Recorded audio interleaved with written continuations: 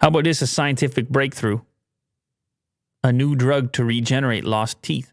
It's a nice little innovation for you there, Will. That's cool.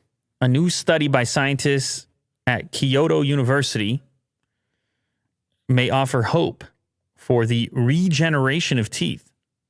The team reported, that's a mouse, by the way, I think. Oh, yeah? Yeah. It's not human teeth. You're wondering, like, what am I looking at over here? Yeah, they tried it with a mouse first. They want to bring it, I think they go mouse and then they go pig. And So which one is the grown teeth? Is it this one? yeah, below there. Oh.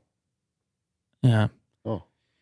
The team reports that an antibody for one gene, uterine sensitization associated gene 1, can stimulate tooth growth in mice suffering from tooth agenesis, a congenital condition.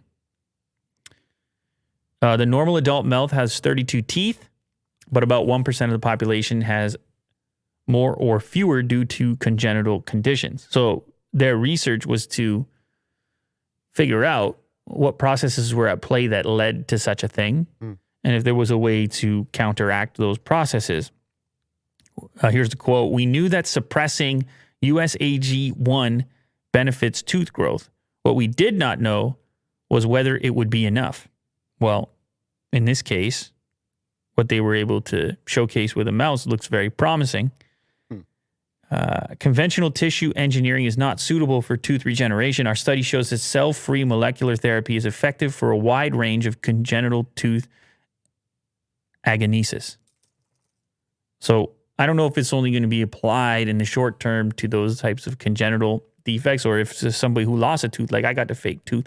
I got a tooth knocked out. Oh, yeah? Yeah, playing hockey. Oh.